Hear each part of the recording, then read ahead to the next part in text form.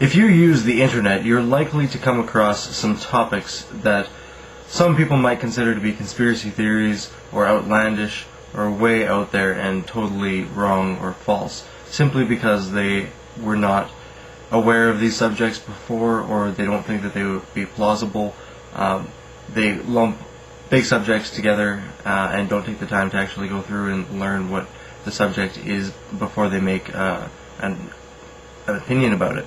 And just to prove that not all of these things are, non-existent, I just noticed the headlines on the newspaper the last couple days. Okay, so fluoride. Fluoride is going to be put in the water. Some people disagree.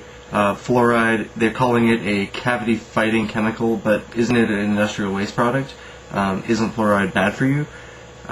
We should do some scientific studies and, do some experiments and figure out exactly how much fluoride is bad for you. Apparently, when you take a shower, the fluoride evaporates, and because it's at a higher temperature, you inhale it, and it's actually worse for you than when you drink it. So I don't know. We should do some experiments to find out. But front of the newspaper a couple days ago. This was Thursday, February 17th. Okay, look at this one. New taser policy. The RCMP's new policy recognizes that taser-stun deaths can cause death, especially in acutely agitated suspects, and restricts their use to defuse genuine threats. So they're still going to use them, but they understand that sometimes they go off higher and they do kill people, but they're still going to use them because they do good. But we have to make sure that they use them not as a compliance device, but instead as a method of shooting somebody, but not using your gun to shoot them. It should be a last case, like, if the police officer has to resort to self-defense, they should use the taser, not the gun. They should not just tase you because they want you to do something and you say no. We still have to be civil people. Local judge dies. So there's probably going to be a new judge. Seniors are concerned because the health plan is not affordable. Man jailed for weapons. He was a penchant for old guns and making weapons. He was sentenced to a 2-year jail term on Tuesday. He pleaded guilty to 5 weapon-related charges when he appeared in provincial court. 36 years old. He's been in custody for 4 months. He's charged with 50 firearms charges and breaches of court orders, but they were condensed into the 5 guilty pleas. And not just target practice. They're not just over there shooting at some cans. Military reservists sharpen their skills with small arms during training at Wainwright. Oh, sweet. It's got even more pictures on here. The Family Day weekend is a time for joining friends and family in fun. The military is no different. We're definitely a family, and this is definitely fun, said Bombardier Matt of a day here firing machine guns and throwing grenades. He was one of 16 members from 78 Field Battery, one of 2 militia units who called Red Deer's Cormac Armory home, who drove more than 3 hours through dense ice fog for the exercise. They were joined by the 61 Field Battery, the Edmonton unit they combine with to form the 20 Field Regiment. A small arms training is vital. We provide our own local defense. If we're attacked, we have to repel the attackers.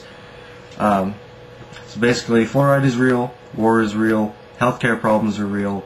The legal system will continue even if some judges die. And that's just the world right here.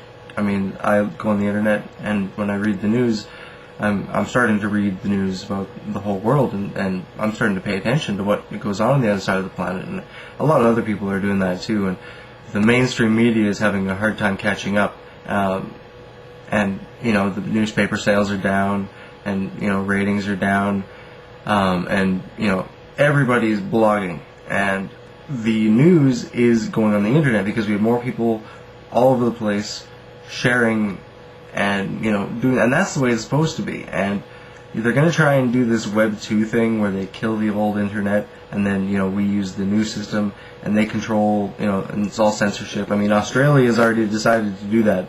China-style censorship on the internet. And that is retarded. I mean, the internet is supposed to be a free domain. I mean, Metallica is an awesome band, but I hate them because they destroyed Napster. Now we're at the brink of, people doing stupid things in the Middle East, and people not taking care of people anywhere. Nothing ever gets done until activists get involved. And we're going to take this nation back, doggone it. We're going to take it back for God and the Constitution. But it's only through activism that we're going to do it. And you are the reason that I'm here today. Praise God. I'm just so pleased to serve with you at this time in our nation's history. God bless all of you out there. I have our publication here, Aid and Abet Police Military Newsletter, and I want to share something with you here. I have a good buddy at one time, J. Edgar Hoover, director of the FBI. He was not a homosexual like they say. That was a lie that they built up to discredit him. Here's what he said 40 years ago. He said the individual is handicapped by coming face to face with a conspiracy so monstrous that he cannot believe it even exists. And that's the problem we have today. This conspiracy is so monstrous, so demonic, that we tell people about it and they say, you're crazy, this is America, it can't happen here. So J. Edgar Hoover said that it was a conspiracy so monstrous that people don't even believe it exists. And that's the problem we have today, folks, is doing that, convincing people that this conspiracy is real.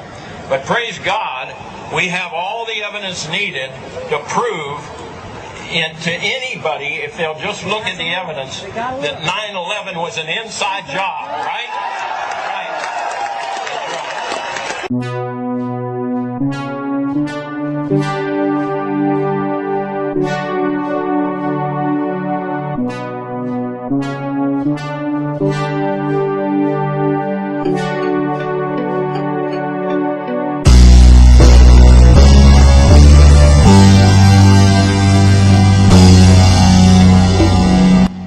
We'll launch an unprecedented effort to root out waste, inefficiency, and unnecessary spending in our government. And every American will be able to see how and where we spend taxpayer dollars by going to a new website called recovery.gov.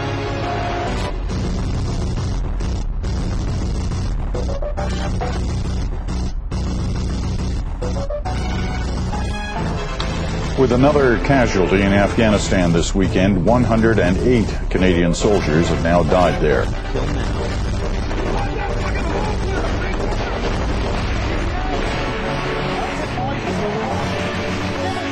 When you're being fired at, when you realize that you're in a situation.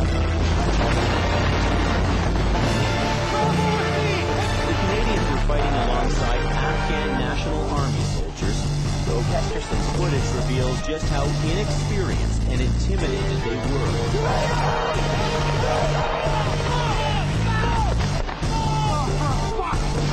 The Canadians fought their way out.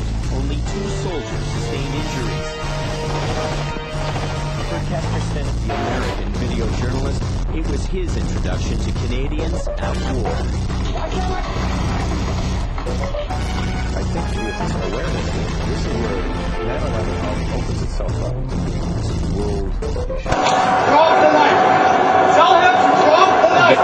Get out of the way! Get out of the fucking way! Get out of the way! His footage shows how war can be chaotic and cruel. But this is the side of the war Canadians rarely see.